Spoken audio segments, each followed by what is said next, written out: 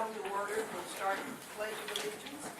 Pledge allegiance to the flag of the United States of America and to the republic for which it stands, one nation, under God, indivisible, with liberty and justice for all.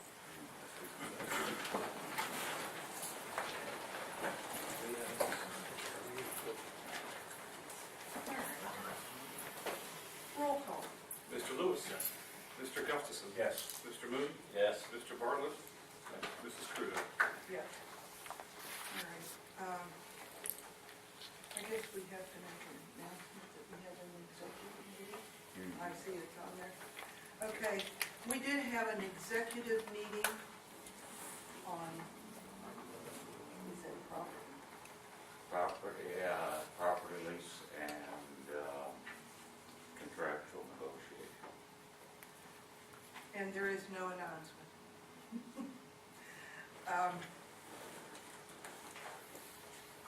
Which brings us to the approval of the minutes from the meeting of August 8th. You've had an opportunity to review those minutes prior. If there's no questions or corrections, I'd entertain a motion to approve the minutes. I'll make that motion. Minutes.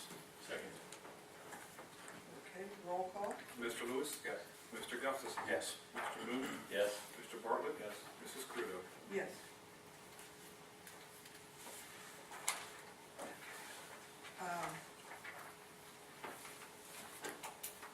Next, we're dealing, do we have any revisions to the agenda? I just want to add one item under city manager reports, and that's swimming pool concession stand. All right. Motion to approve a revision of the agenda. I'll make that motion. Second, Second. roll call. Mr. Lewis. Yes. Mr. Gustafson. Yes. Mr. Moon. Yes. Mr. Bartlett. Yes. Mrs. Crudo. Yes. All right. Written communications, we have a letter from Marie Kratz regarding a block party.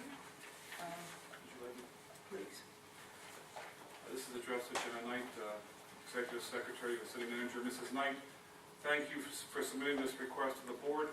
We would like permission to shut down the section of Edgewood between Oakwood and Glenwood from noon to 3 o'clock on August 31st, 2013. All the residents whose properties line this section have agreed to do this for a block party.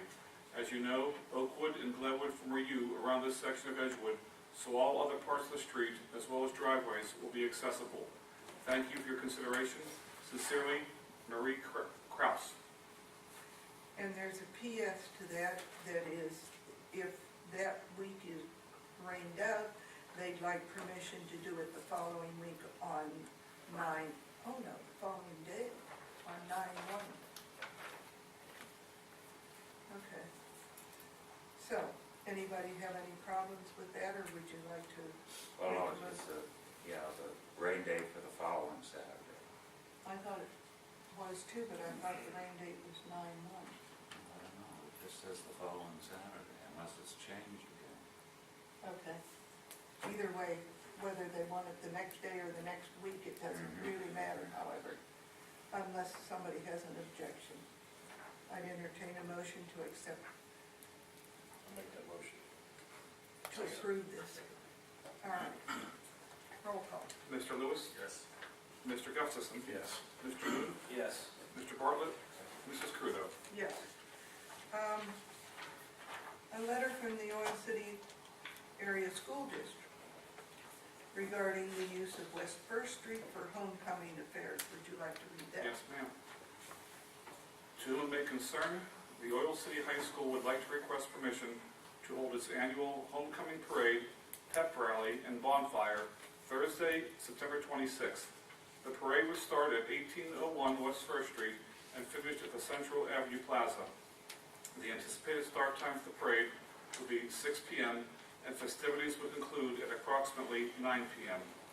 The school district would request that the Oil City Police Department take care of escorts and security for the event, the Oil City Fire Department extinguish the bonfire at the conclusion of the event, and the City Works Department provide the portable stage, arrange for the bonfire, and place additional garbage cans at the plaza. All 3 departments have been contacted and are aware of times, dates, and requested materials. This event was extremely successful last year and received a large number of positive comments. We are hopeful to make this year's event even better. I greatly appreciate your time and attention to this matter. I'm excited to once again see the school and the city working together to provide fun activities for our community. Sincerely, Trevor Johnson, Student Council Advisor. Thank you. I take it that the city has no problems with it. No.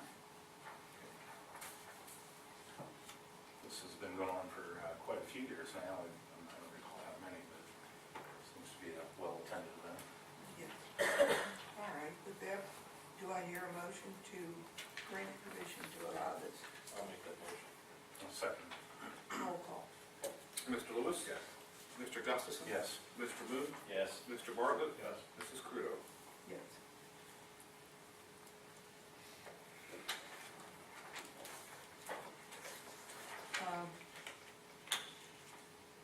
Okay, city managers report.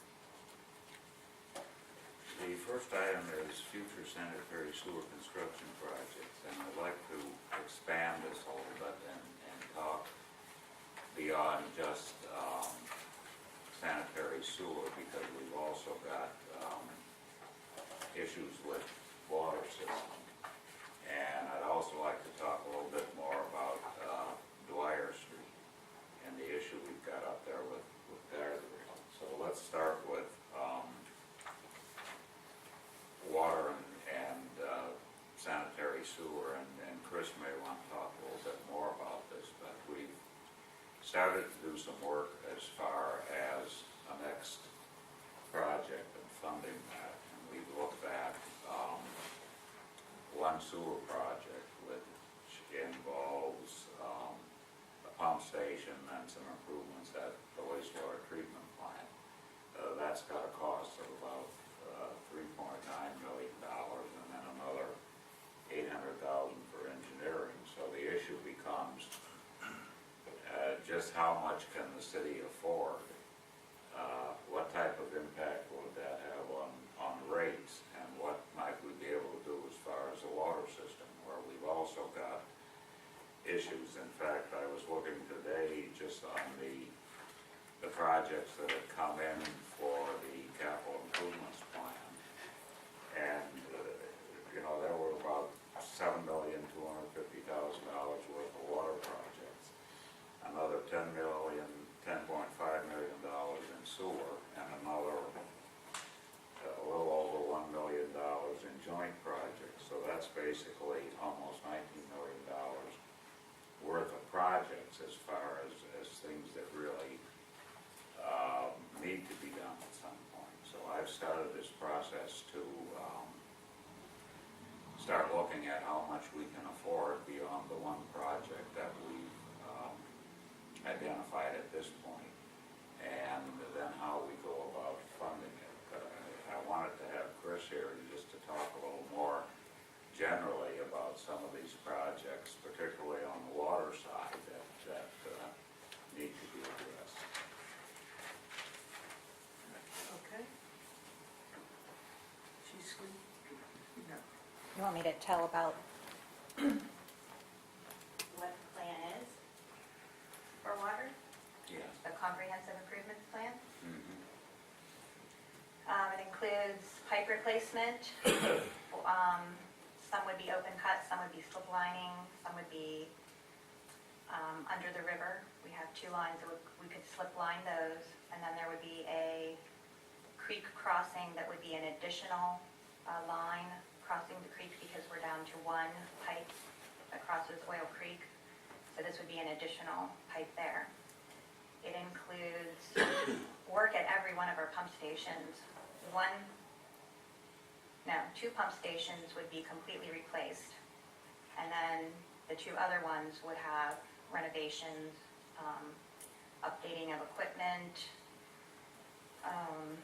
At the Fisher Avenue pump station, we actually have an issue because the pump station is underground. So our operators have to open a hatch, climb down the ladder, and they're in a confined space to, check on the equipment there. So this project would actually cut out the one side of the wall of the station and expose it, and we would cut a door in the wall, so it would be at grade then. So that's a major improvement there for safety reasons. It would also include water tank painting, maybe some upgrades to bring certain things up to code, but it's mostly going to be repainting of the tanks. Not every single tank, I can't remember how many exactly there are, but there's several tanks that we would be doing in this project. And then there's also improvements to our SCADA system, which is our computerized way to tell when pumps are pumping and how much water there is in any given tank, and gives us information and gives us control from the main computer. We're having problems there with the hardwire that the phone company provides. We've had some problems with communication failures on those hardwires, and because everything's going, cell now, the phone company isn't willing to replace those lines. They just pretty much have band-aided them every time we call with a complaint. So we're looking at probably going with cellular service, which means upgrade of equipment and installation of some new equipment to be able to transmit and receive signals and have that information go to our main computer that way instead of over the hardwire. I think that's about all that the water improvements plan consists of. We have an opportunity right now. If you recall, I submitted a water supply permit to DEP to permit the entire system as it stands right now, because they had missed some permits for various facilities that had been installed decades ago. You're going to remember me explaining this, I think, in monthly reports or annual report or something. So we submitted that, and the engineer who's reviewing that at DEP called me last week, and she asked me, why didn't we submit for this comprehensive water improvements plan? And to be honest, even though it's been out there for so long, we were in the middle of hiring a new manager. We didn't know what the new manager might think about, incurring this additional debt. We didn't want to put ourselves on the hook for this big, huge project that's going to be several $1 million without having a manager that could say, yes, I want you to do that, or here's how we're going to do that. So, Butch was interim, and we were, DEP told us we have to submit this permit application, so we decided to submit it. And we got that out in the spring of this year. So now that she's giving us an opportunity to submit this project, Eric would like to pursue that. So we are going to have a meeting with DEP next week. Al Wajansky is our engineer for that project. He's prepared a design engineer's report to give them some information about it, and we may be able to get this project in under that permit application, which means we save money and we save a lot of time on the review process. So we're pursuing it from that angle. There's really a lot to this project. We will need a right-of-way. We have to have environmental clearances. We've been through the process, but some of those are outdated and will need to be updated again. One more time, go back to these agencies such as Fish and Boat Commission, U.S. Fish and Wildlife, and Game Commission, and those agencies that are responsible for, protecting the environment and all the animals and plants. So there's a lot of things, that we have to do on the side to get this project ready. Speaking of slip lining the pipes on the river, those are water lines. Yes, Okay, I've not heard of that. You can do that, or? yes, Okay. yes. Probably You not can less slip line water complicated. lines and you can slip line sewer lines, yeah. And there's different methods of doing it. Would be, for both. different pressures, obviously. Yes, So, and depending on whether you need structural integrity and what kind of pressure, the pipe is you want it rated for, and those things. It's decided what type of liner you need. I can't imagine the permitting process to lay new lines in the river. I bet that would be complicated. It was already very difficult to get DCNR to say, okay, when we need to dig we need to dig pits on either side of the river. Because, you know, the rivers, we have the banks, and this line goes under the riverbed. So we're going to have to dig the pits in order to get that liner in on both sides. And we have, you know, basically to convince them that, or we're gonna make sure our contractor keeps his equipment out of the water and maintains proper erosion and sedimentation control and those sorts of things.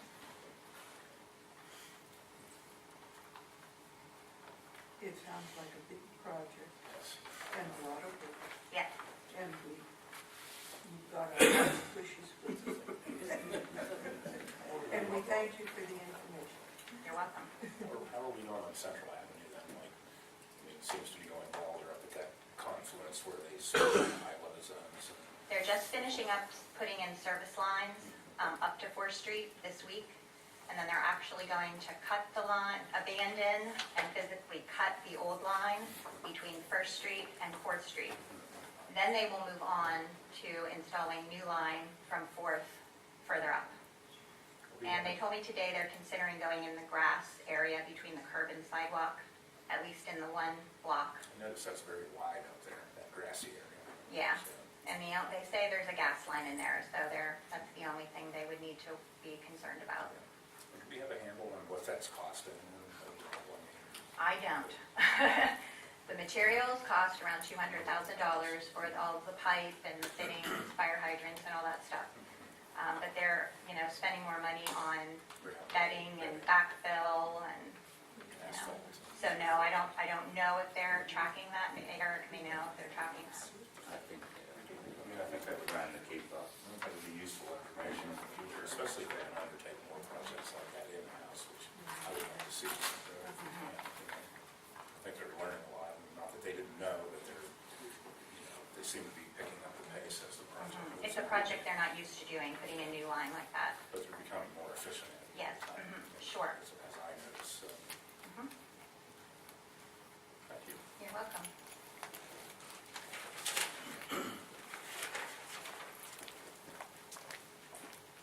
Okay.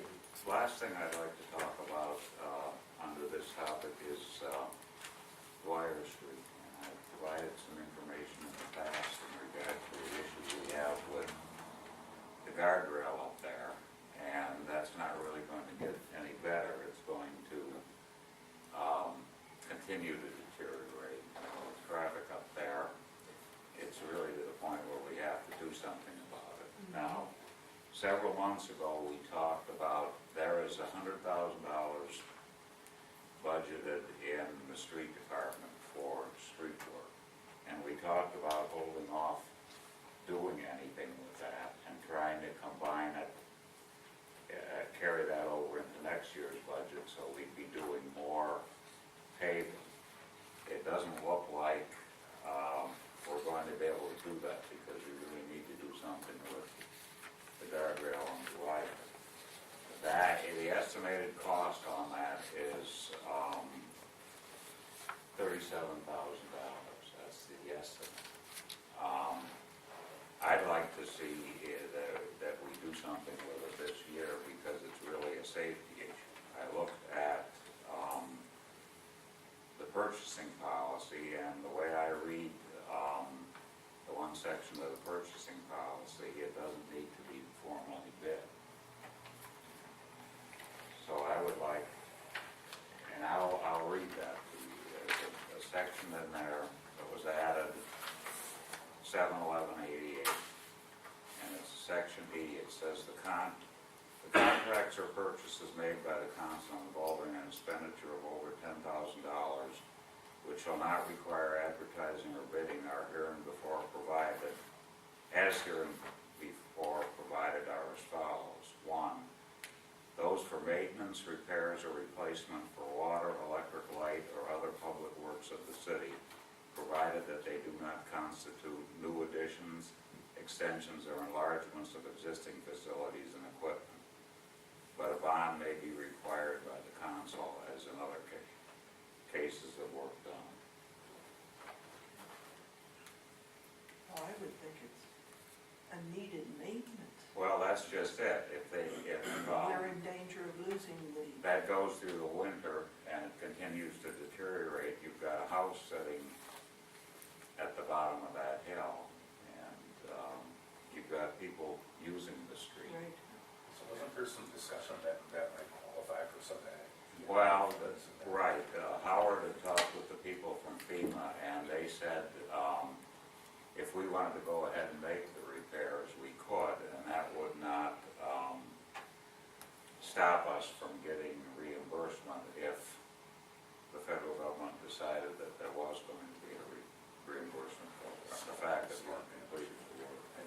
Eric, what do you see as the advantage of not going out? The speed or the? Well, it's really, from my way of thinking, it's primarily a time factor. We need somebody to put specifications together. It'd have to be out there. It'd have to be awarded, and I'd like to try and get something done this year before it gets too cold to do anything. And probably recommend we require the performance bonds and Right. those types of things. We still have to develop our own specifications, right? We still do, we would be the one providing the specs of what they do. Right, we would work with the contractor in terms of what needed to be in, and Howard has already talked with some of the people at PennDOT to get an idea, and basically we would be putting in steel piling and then filling that area between the piling and the guardrail on the end of the street with compacted materials to make that much more solid to support the guardrail. Did that estimated cost come from a contractor or? I think, Howard talked with one of the local firms. They've done that kind of work. They've done that type of work for the city in the past, as I understand it.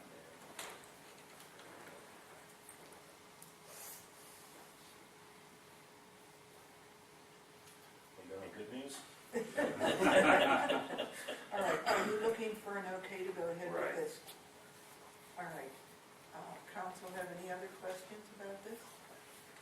If not, you, Comfortable if it's a local contractor. I mean, if it's somebody that we have some familiarity working with previously and whatnot. Get performance bond. Yeah, as long as, the work's completed, the performance bond would drive that. then I would say, is there a motion to approve his request to go ahead with this project without going out for bidding? Do we have to do a budget transfer? It shouldn't, there's $100,000 in Oh, there's there. already. It's Yeah, already in the pavement, street, In yeah. the street, so we don't. yeah, have to we do it. weren't going to touch it. Right, we were gonna If we transfer. had to. If we didn't have to, we were gonna transfer next year. Yeah, Okay. I would make that motion that we approve those. With the Proceed. necessary safeguards. I'll second it. Roll call. Mr. Lewis? Yes. Mr. Gustafson? Yes.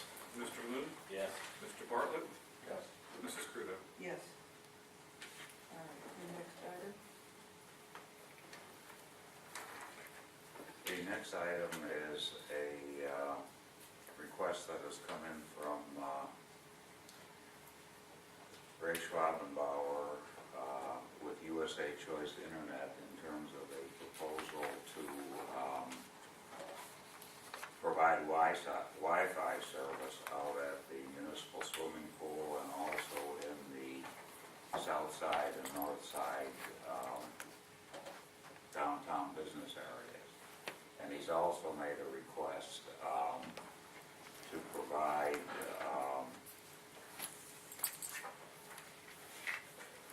fiber and air fiber out at the industrial park.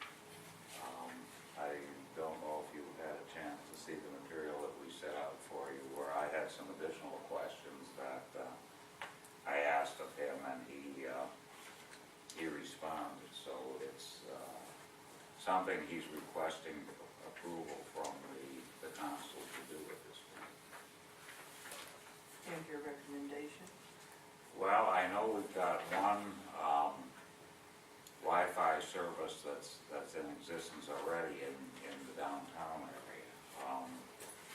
I think what he's proposing to do would be somewhat stronger and,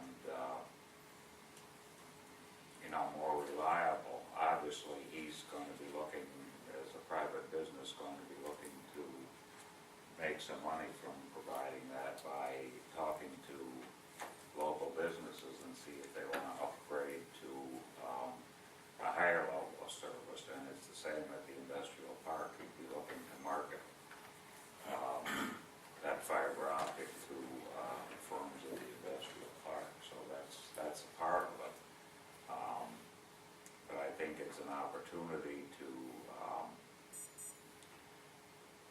look at how we might use that from an economic development perspective, particularly out at the industrial park, to not only retain firms out there, but also market some of the vacant space that's out there. Excuse me, Eric, did you say provide air fiber at the industrial park? It's okay, I haven't tied it down with him yet. He's either talking about actually running lines or doing it through the air. Okay, I heard that right, okay. Okay. And at this point, are we talking an expense to the city? He has indicated that there wouldn't be an expense to the city. Like he said, if it ever got to the point where he wanted to add to it or expand something, there might be a need to access portion of the city's streets right of ways, but he would have to come back and ask for that. And it would have to be done in a way that wouldn't cause any problems with the maintenance that the city has to do in those rights of way. Question, will you give us a written contract of all the details and document? We need to have some type of written agreement as to who's responsible for what and that type of thing. But you see no problem of going ahead with this project? No, not at this point. Okay. That's depending on, getting Working out the final that print. both parties are satisfied with. Yeah. All right, with that, I guess, does somebody want to make a motion for it? I make that motion. To go ahead with this project with, With your understanding that we get specific contracts. Second. roll call? Mr. Lewis? Yes. Mr. Gustafson? Yes. Mr. Moon? Yes. Mr. Bartlett? Yes. Mrs. Crudo? Yes. All right, you've had an opportunity to, Well, I just had the one Oh, more item excuse that I added. I'm sorry. Did you, I didn't write in what you added, okay. Now that the season is starting to wind down as far as the pool and concession stand is concerned, I just wanted to take a little time to talk about all the effort that's gone into it this year. I know a number of businesses have donated to make that happen. I know John Deemer and his business put in,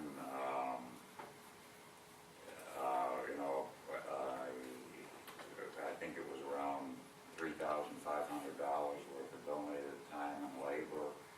I know Comcast had the volunteer day, and we had hundreds of hours of the volunteer time donated. I know Freed Havers has donated at cost microwaves. Faymores has helped as far as setting up on getting supplies for the concession stand, and people on the pool task force have put a considerable amount of time into, just upgrade things and make them better out there. And I just wanted to take some, and I'm sure I'm missing somebody, because I can't remember everybody who was involved, but I just wanted to take some time to donate it, to mention those businesses and individuals that donated either time or money to make improvements there this year.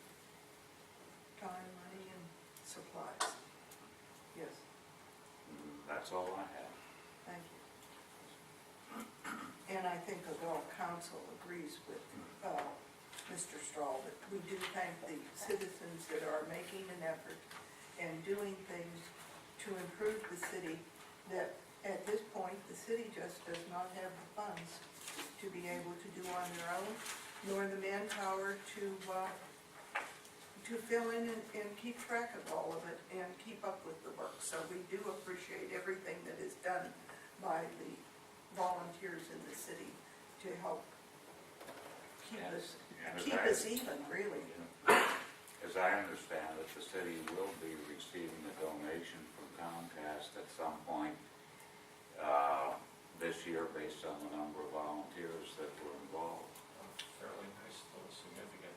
Mhm. I saw the figure, I can't remember off the top of my head. I would want to say, I'm not sure, but it's, Mhm. it will go a long ways to help with the lot. Okay.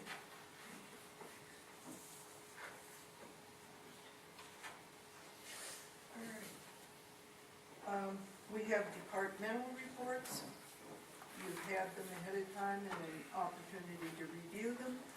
A motion to accept them as presented, unless somebody has any questions on anything. I made that motion. Second.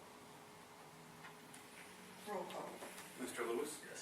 Mr. Gustafson? Yes. Mr. Moon? Yes. Mr. Bartlett? Yes. Mrs. Crudo? Yes.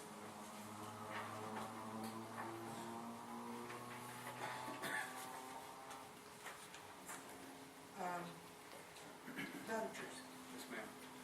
To the mayor and members of city council, library books and materials, $1,348.46. Oil Creek District Library, $2,967.37. General Fund, $178,258.55. Water and sewer account, $158,980.83. Investment account, $10,000. Capital reserve account, $1,200. Liquid fuels tax fund, $6,540.80. Arts council, $90. Payroll account, $4,102.78. Industrial park, $2,355.86. I have audited the foregoing checks and find them to be correct. Robert M. Cross, City Controller. Thank you. Questions? I really see a large capital expenditure in water and sewer. I didn't know if that's a specific project or whether that was just general supplies, about $116,000. And part of that was at least some of the bill from those large purchases we made. Sending that one out. That's what I know they've suspected. had to make some additional purchases as they've been doing the work once they've gotten underground and seen what they've had to deal with. Thanks. I should go for this, see checks then. All right, a motion to approve the vouchers is presented. I make that motion. Second. Roll call. Mr. Lewis? Yes.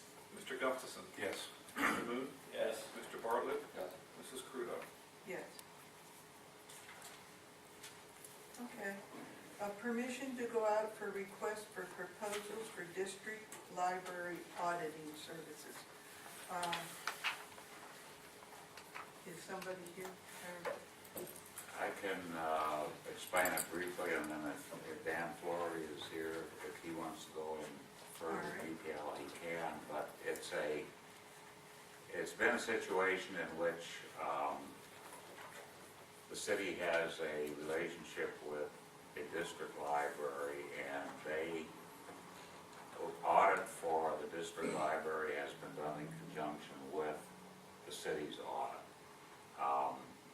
There's nothing from a legal standpoint that says the district cannot have its own audit done separate from the city. It's kind of 6 of one, half a dozen of the other, either way you do it, because we've got different fiscal years.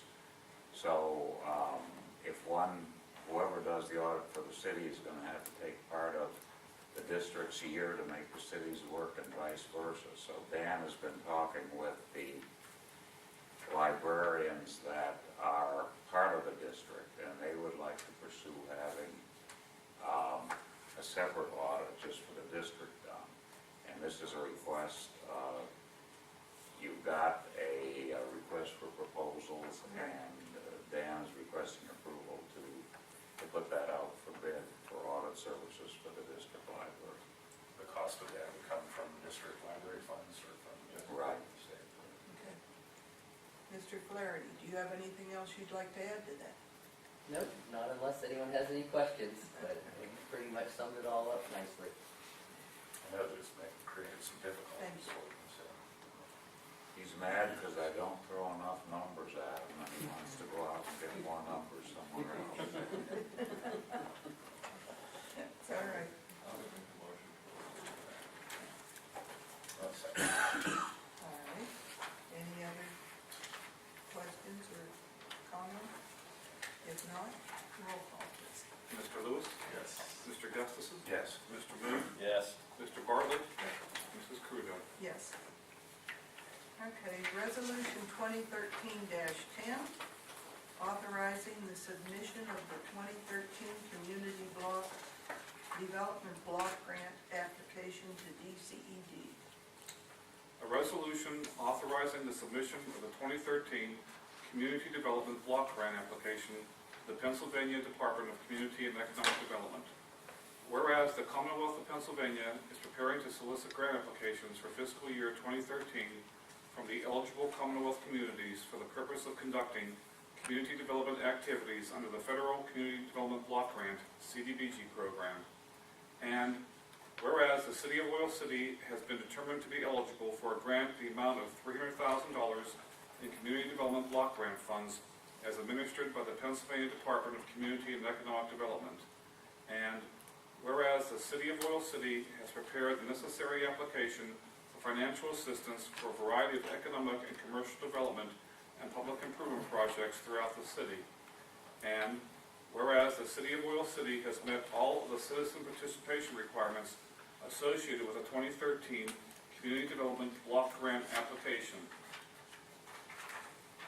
And now, therefore, be it resolved by the Council of the City of Oil City, and it is hereby resolved by authority of same, that said application is hereby approved to be submitted to the Pennsylvania Department of Community and Economic Development, and that the proper officers and officials are hereby authorized and directed to execute any documents required with the application or any subsequent agreements relating to same.